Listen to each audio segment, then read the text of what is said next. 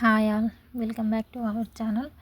ఈరోజు వీడియో ఏంటంటే పప్పు రెసిపీ చూపిస్తున్నాను. ఇది వచ్చేసి నేనే చేశాను నా స్టైల్లో.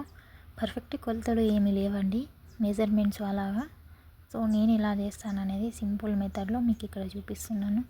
సో పెసరపప్పు 1 గ్లాస్ తీసుకున్నాను. 2 టైమ్స్ కరెక్ట్గా వాష్ చేసుకొని సో కుక్కర్లో వేస్తున్నాను.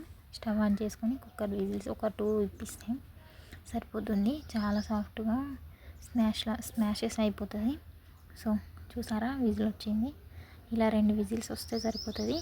ఎలా కుక్ అయిందో కూడా మీకు ఇక్కడ నేను చూపిస్తున్నాను. చూసారా, చాలా సాఫ్ట్గా కుక్ అయింది. అంతే, 2 విజిల్స్ ఇస్తే సరిపోతుంది అంతే. ఇక్కడ ఆనియన్, గ్రీన్ చిల్లీ, కరివేపాకు అండ్ జీలకర్ర అండ్ ఇంకా అవన్నీ వేసుకొని కొంచెం గోల్డెన్ బ్రౌన్ షేడ్లో వచ్చిన తర్వాత చూసారా ఇలా వచ్చింది. ఇలా వచ్చిన తర్వాత ఆ పప్పుని దీంట్లో యాడ్ చేసుకోవాలి. ఇక్కడ మీకు చూపిస్తాను అది క్లిప్ కూడా. సో ఇలా యాడ్ చేసుకుంటే ఆ ఆయిల్ ప్లస్ ఈ బాయిల్ అయిన పప్పు 2 మిక్స్ అవుతుంది. కరెక్ట్గా మిక్స్ అయితేనే టేస్టీగా ఉంటుంది. సో ఇక్కడ ఒక్కసారి మీరు స్పూన్తో కలుపుకొని చూడండి, మిక్స్ చేస్తే ఎలా ఉందో. చూస్తేనే చాలా టెంప్టింగ్గా ఉంది కదా.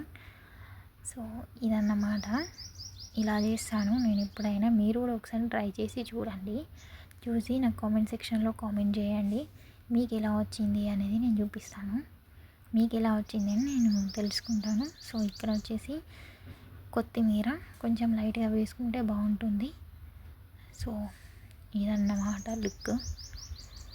చూసారా ఎంత బాగుంది కదా, కలర్ఫుల్గా.